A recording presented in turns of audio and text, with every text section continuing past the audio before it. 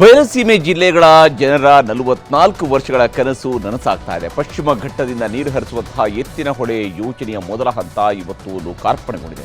ಅಷ್ಟಕ್ಕೂ ಎತ್ತಿನಹೊಳೆ ಯೋಜನೆಗೆ ಪಟ್ಟಂತಹ ಶ್ರಮ ಎಂಥದ್ದು, ಇದರಿಂದಾಗಿ ಯಾರಿಗೆಲ್ಲ ಅನುಕೂಲ ಆಗುತ್ತೆ, ಇದಕ್ಕಾಗಿರುವಂತಹ ಖರ್ಚು ಎಷ್ಟು, ಯಾವ ಸ್ವರೂಪದಲ್ಲಿ ಈ ಯೋಜನೆಯನ್ನು ರೂಪಿಸಲಾಗಿತ್ತು ಅನ್ನೋದನ್ನ ನಿಮಗೆ ತೋರಿಸ್ತೀನಿ.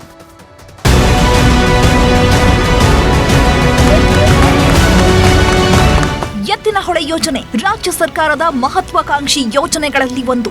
ಮಳೆಗಾಲದಲ್ಲಿ ವ್ಯರ್ಥವಾಗಿ ಸಮುದ್ರ ಸೇರ್ತಿದ್ದ ಪಶ್ಚಿಮ ಘಟ್ಟದ 24 ಟಿಎಂಸಿ ನೀರನ್ನ ಪೂರ್ವ ದಿಕ್ಕಿಗೆ ತಿರುಗಿಸುವ ಐತಿಹಾಸಿಕ ಯೋಜನೆ. ಪಶ್ಚಿಮ ಘಟ್ಟ 24 ಟಿಎಂಸಿ ನೀರನ್ನ ಈಗ 7 ಬರಪೀಡಿತ ಜಿಲ್ಲೆಗಳಿಗೆ ನೀರುಣಿಸೋ ಭಗೀರಥ ಪ್ರಯತ್ನದ ಮೊದಲ ಹಂತ ಯಶಸ್ವಿಯಾಗಿದೆ. ಇವತ್ತು ಎತ್ತಿನಹೊಳೆ ಮೊದಲ ಹಂತದ ನೀರು ಹರಿಸೋ ಕಾರ್ಯಕ್ರಮವನ್ನ ಮುಖ್ಯಮಂತ್ರಿ ಸಿದ್ದರಾಮಯ್ಯ, ಉಪಮುಖ್ಯಮಂತ್ರಿ ಹಾಗೂ ಜಲಸಂಪನ್ಮೂಲ ಸಚಿವ ಡಿಕೆ ಶಿವಕುಮಾರ್ ನೆರವೇರಿಸಿದ್ರು. ಜೊತೆಗೆ 7 ಜಿಲ್ಲೆಗಳ ಉಸ್ತುವಾರಿ ಮಂತ್ರಿಗಳು, ಶಾಸಕರು, ಸಂಸದರು ಭಾಗಿಯಾಗಿದ್ರು.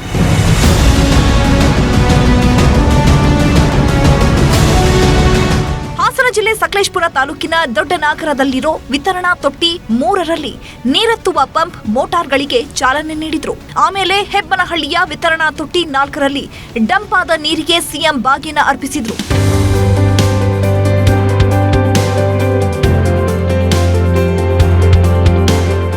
ಎತ್ತಿನಹೊಳೆ ಯೋಜನೆ ಕನಸು ಇವತ್ತು ನಿನ್ನೆಯದ್ದಲ್ಲ, ದಶಕಗಳ ಇತಿಹಾಸವೇ ಇದೆ. 1980ರಲ್ಲಿ ನೇತ್ರಾವತಿ ತಿರುವು ಯೋಜನೆ ಅನ್ನೋ ಹೆಸರಲ್ಲಿ ಪ್ರಸ್ತಾಪ ಶುರುವಾಗಿತ್ತು. ಆಮೇಲೆ ಎತ್ತಿನಹೊಳೆ ಯೋಜನೆ ಅನ್ನೋ ಹೆಸರು ಬಂತು. ನೀರಾವರಿ ತಜ್ಞ ಜಿಎಸ್ ಪರಮಶಿವಯ್ಯ ಪ್ರಸ್ತಾಪ ಮಾಡಿದ್ರು. ಆದ್ರೆ ಪರಿಸರ ತಜ್ಞರು, ಕರಾವಳಿ ಜನರ ತೀವ್ರ ವಿರೋಧ ವ್ಯಕ್ತವಾಯಿತು. 2010ರಲ್ಲಿ ಅಂದಿನ ಜಲಸಂಪನ್ಮೂಲ ಸಚಿವರಾಗಿದ್ದ ಬಸವರಾಜ ಬೊಮ್ಮಾಯಿ ಸರ್ಕಾರದ ಮುಂದೆ ಎತ್ತಿನಹೊಳೆ ಯೋಜನೆಯ ಪ್ರಸ್ತಾವನೆ ಇಟ್ರು. 2012ರಲ್ಲಿ ಡಿವಿ ಸದಾನಂದ ಗೌಡ ಸಿಎಂ ಆಗಿದ್ರು. ಆಗ 8,323 ಕೋಟಿ ರೂಪಾಯಿ ಆಡಳಿತಾತ್ಮಕ ಅನುಮೋದನೆ ನೀಡಿದ್ರು. 2014ರಲ್ಲಿ ಸಿದ್ದರಾಮಯ್ಯ ಸರ್ಕಾರದಿಂದ 12,912 ಕೋಟಿ ಮಂಜೂರಾತಿ ಸಿಕ್ತು. 4 ಮಾರ್ಚ್ 2014 ಚಿಕ್ಕಬಳ್ಳಾಪುರದಲ್ಲಿ ಶಂಕುಸ್ಥಾಪನೆಯೂ ಆಯಿತು. 2017ರಲ್ಲಿ ಯೋಜನೆ ವಿರೋಧಿಸಿ ಸಾಲು ಸಾಲು ದೂರುಗಳು ದಾಖಲಾದವು. ಕೇಂದ್ರ ಹಸಿರು ನ್ಯಾಯಮಂಡಳಿಗೆ, ಪರಿಸರ ಅರಣ್ಯ ಇಲಾಖೆಗೆ ತಮಿಳುನಾಡಿನಿಂದಲೂ ಖ್ಯಾತಿ ಶುರುವಾಗಿ ಕೋರ್ಟ್ ಮೂಲಕ ತಡೆಯನ್ನು ತಂದಿದ್ರು. ಆದ್ರೆ ಇದು ಕರ್ನಾಟಕದ ರಾಜ್ಯದ ಒಳಗಿನ ಆಂತರಿಕ ಯೋಜನೆ ಅಂತ 2019ರಲ್ಲಿ ಎನ್ಜಿಟಿ ಎಲ್ಲಾ ಅರ್ಜಿಗಳನ್ನು ವಜಾ ಮಾಡಿ ಹಾಕ್ತು. ಎತ್ತಿನಹೊಳೆ ಯೋಜನೆಗೆ ಹಸಿರು ನಿಶಾನೆಯನ್ನು ಕೊಡ್ತು. ಎತ್ತಿನಹೊಳೆ ಯೋಜನೆ ಕನಸು ಸಕಾರವಾಗ್ತಿದೆ. ಮೊದಲ ಹಂತ ಮುಗಿದಿದ್ದು, 2ನೇ ಹಂತದ ಬಾಕಿ ಕೆಲಸವನ್ನು 2027ರ ಒಳಗೆ ಮುಗಿಸೋ ಭರವಸೆ ಕೊಟ್ರು ಸಿಎಂ, ಡಿಸಿಎಂ. ಜೊತೆಗೆ ವಿರೋಧ ಪಕ್ಷದವರನ್ನು ಬೈಯೋದನ್ನ ಮರೆಯಲಿಲ್ಲ. ನಾವು ಇವತ್ತಿನವರೆಗೆ ಸುಮಾರು 16-17 ಸಾವಿರ ಕೋಟಿ ರೂಪಾಯಿ ಖರ್ಚಾಗಿದೆ. 16ರಿಂದ 17 ಸಾವಿರ ಕೋಟಿ ರೂಪಾಯಿ ಖರ್ಚಾಗಿದೆ. ಇನ್ನು 6-7 ಸಾವಿರ ಕೋಟಿ ರೂಪಾಯಿ ಖರ್ಚು ಮಾಡಿದ್ರೆ ಈ ಪ್ರಾಜೆಕ್ಟ್ ಸಂಪೂರ್ಣ ಮುಗೀತದೆ. ನಮ್ಮ ಕಾಲದಲ್ಲೇ ಮುಗಿಸಿ, ನಮ್ಮ ಕಾಲದಲ್ಲೇ ಈ ಯೋಜನೆಯನ್ನ ಮುಗಿಸಿ, ಕೆರೆಗಳಿಗೆ ನೀರು ತುಂಬಿಸಿ, ಕುಡಿಯ ನೀರನ್ನು ಕೂಡ ಕೊಡ್ತೇವೆ ಅಂತಕ್ಕಂಥ ಮಾತುಗಳನ್ನ ಬಹಳ ಸ್ಪಷ್ಟವಾಗಿ ಹೇಳಲಿಕ್ಕೆ ಬಯಸ್ತಾ ಇದ್ದೇನೆ. ಆಗ್ಬೋದಾ? ಯಾವ ಕಾರಣಕ್ಕೂ ಯೋಜನೆ ನಡಲಿಕ್ಕೆ ಸಾಧ್ಯ ಇಲ್ಲ, ನಾನು ತಲೆ ಬೋಳ್ಸ್ಕೊಬಿಡ್ತೀನಿ ಅಂತ ಹೇಳಿ ಬೇಕಾದಷ್ಟು ಟೀಕೆ ಟಿಪ್ಪಣಿಗಳಾಯ್ತು. ನಾನು ಯಾರು ಬೋಳ್ಸ್ಕೊಳ್ಳೋದು ಬೇಡ. ಆ ತಾಯಿ ಗಂಗೆ ಈ ಗೌರಿ ಹಬ್ಬದ ದಿನ ಹರಿದಿದ್ದಾಳೆ. ಇದು ನಾವು ಒಳ್ಳೆ ಮಾತಾಡೋಣ. ಬಸವಣ್ಣವ್ರು ಹೇಳಿದ್ದಾರೆ, ನುಡಿದಂತೆ ಮುತ್ತಿನ ಆರದಂದಿರಬೇಕು ಅಂತ ಒಳ್ಳೆ ಮಾತುಗಳನ್ನ ಆಡದ. ನಾನು ಯಾವ ಟೀಕೆಗೂ ಉತ್ತರ ಕೊಡ್ಲಿಕ್ಕೆ ನಾನು ತಯಾರಿಲ್ಲ. ನನ್ನ ಉತ್ತರ ಎಲ್ಲ ವಿಧಾನಸೌಧದಲ್ಲಿ. ನಿಮ್ದು ಏನೇನು ಪ್ರಶ್ನೆ ಇದೆ, ನನ್ನ ವಿರೋಧ ಪಕ್ಷದ ಸ್ನೇಹಿತಗಳು ಅಲ್ಲಿಗೆ ಬನ್ನಿ, ಎಲ್ಲ ಉತ್ತರಗಳನ್ನ ಕೊಡ್ತೇನೆ. ಕುದಿಯೋರು ಕುದೀತಾ ಇದ್ದಾರೆ, ಉರಿಯೋರು ಉರ್ಕೊಳ್ತಾ ಇದ್ದಾರೆ. ನಮ್ಮ ಪಾಡಿಗೆ ನಾವು ಕೆಲಸನ ನಾವು ಮಾಡ್ತಾ ಇದ್ದೇವೆ. ಸೊ ಅದರಿಂದ ನಾವು ತಲೆ ಕೆಡಿಸ್ಕೊಳಕ್ ಹೋಗೋದಿಲ್ಲ. ವಜ್ರವನ್ನ ವಜ್ರದಿಂದನೇ ಕತ್ತರಿಸಬೇಕು. ಆ ಕೆಲಸವನ್ನ ಇವತ್ತು ನಾವು ಮಾಡಿದ್ದೇವೆ. ಜನ ಬಡವರು ನಮ್ಮ ಮೇಲೆ ಏಕೆ ನಂಬ್ಕೊಂಡಿದ್ದಾರೆ, ಆ ಕೆಲಸವನ್ನು ಮಾಡಿದ್ದೇವೆ.